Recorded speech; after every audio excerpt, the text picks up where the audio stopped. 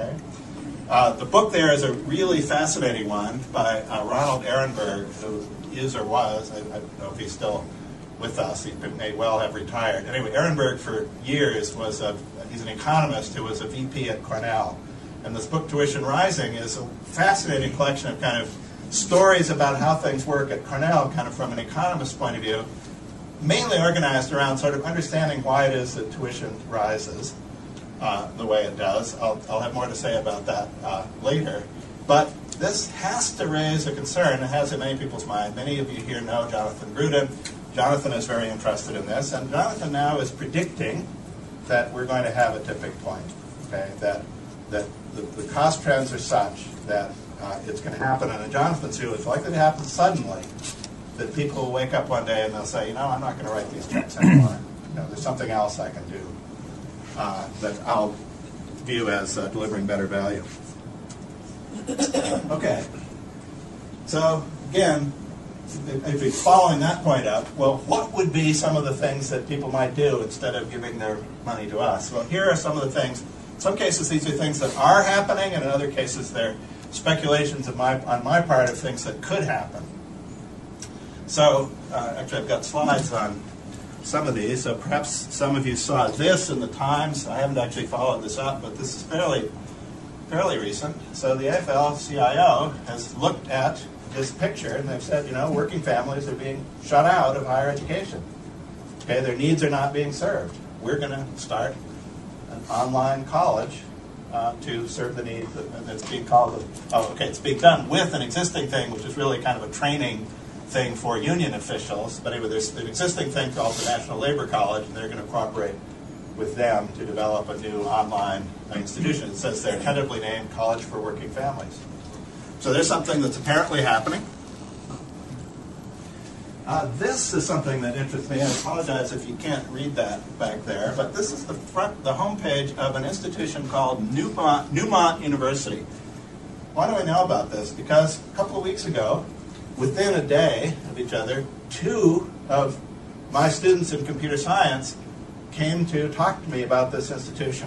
One is a person who, for various technical reasons, is finding that he can't study computer science at CU. He's in the College of Arts and Sciences and can't get into engineering, so he wants to go somewhere else. And this is one of the places that he's considering. But another student, as it happened, also asked if I knew anything about this. So this is one of those sites where certain things kind of scroll through. And so there are a bunch of pieces of text that scroll through here. And I've frozen one that particularly caught my eye. So one of the things on the home page of this new university is learn only the stuff that matters. Okay? So if you look into this, what this is a dedicated computer science university. Right? So you go there, and what you learn is basically only computer science. They try to muddy it a little bit. If you dig into it, that's basically what it's all about. Okay, so I don't approve of this, and I imagine probably you don't either. But, you know, obviously it does appeal to a lot of people. They like the idea of being able to focus on something that's of particular interest to them.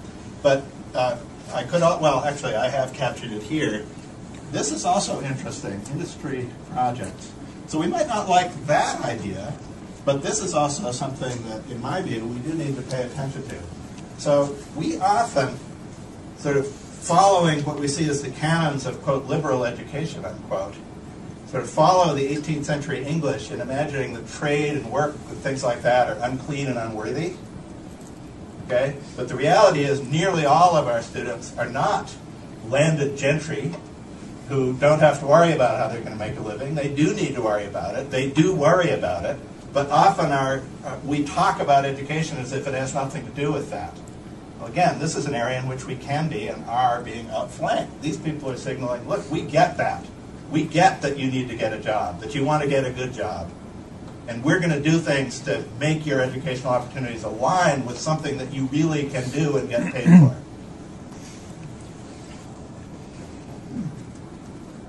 This is something actually from the article that Donna sent around, and I apologize, it's a little bit wordy there, but Excelsior College in Albany, New York is running a credit bank Okay, so what they are doing is they're saying, well, you know, you don't have to study stuff with us. It's a little bit like that University of London thing. They're saying, look, we'll work with you to kind of accumulate credits reflecting stuff that you did with us and elsewhere. That's the non-enrolled student part. They're saying, well, gee, and maybe in your life these IT certifications are important. We'll bundle that into what we're kind of keeping track for you and in the end credentialing you for. And then also, you know, other kinds of experiences. So here's somebody, this is something that's happening. So people are saying, look, you know, university people have this credentialing role and they've used that to kind of control people in certain ways. Well, we'll split that out.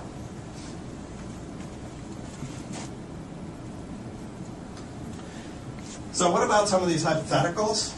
Well, we've talked about the MIT open courseware thing, so they're making all the materials from their courses available. They are not actually making the courses available. But what if they did?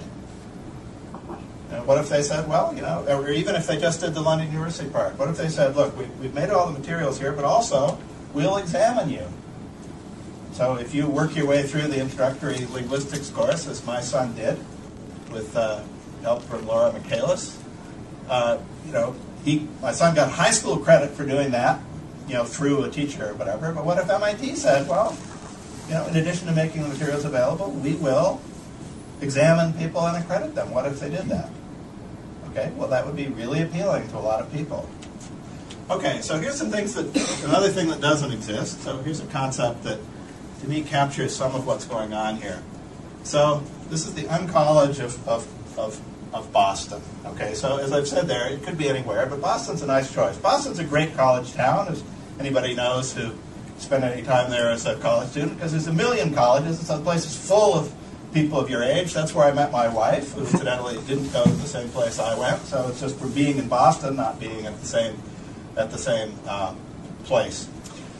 So if you were a student at the Uncollege of Boston, they would have a staff that would work with you to put together an educational program that meets your needs, and there would be a wide range of things that they would coach you towards and in. So online course offerings. This next piece actually comes from a service that some people are already offering. So suppose you're interested in archaeology and you want to have that as part of your educational program. This person would help you find an opportunity to work on a dig in Greece. So these opportunities exist. You pay some money to cover the costs and you work as a volunteer. And then while you're there in the evenings, you get lectures from the archaeologists who are running the whole thing. Okay, and this is available to anybody who wants to pay for it. At the Uncollege of Boston, they would have encyclopedic knowledge of such opportunities, and they would work with you to build a package that included those things. And similar things exist in biology, especially field biology and ecology and that kind of thing. Another thing that the Uncollege of Boston would offer would be actual mentoring. So they'd have people to talk with you about those things like your career plans and how to develop your interests and that sort of thing. It would be easy for them to provide social support. You know, they'd hardly need to, being in Boston, but they wouldn't have to leave that to chance. So they could provide actually both academic support, so they would encourage you to meet with other Uncollege students in Boston. Perhaps some of you would be taking the same online courses, for example, and they could make it easy for you to get together on that. And if they cared to, they could support the partying scene if they needed to by running mixers and stuff like that. And they would actually offer a general education assessment so that your degree would be tied to something quantitative that was generally recognized. And, borrowing a book from Newmont, I believe from Newmont's book, they would have an active internship program with an assessment aspect to it. Okay, so that part of your record would be not only that you had had an internship, but some appraisal of what your performance of that internship had been, what skills you actually gained, and all the rest of it. So if you go through this list, this picks up a good deal of that university package. And the thing to notice is they don't have a faculty. Okay? They have a staff, but they don't have a faculty. So it's going to be very cheap to operate this. Okay?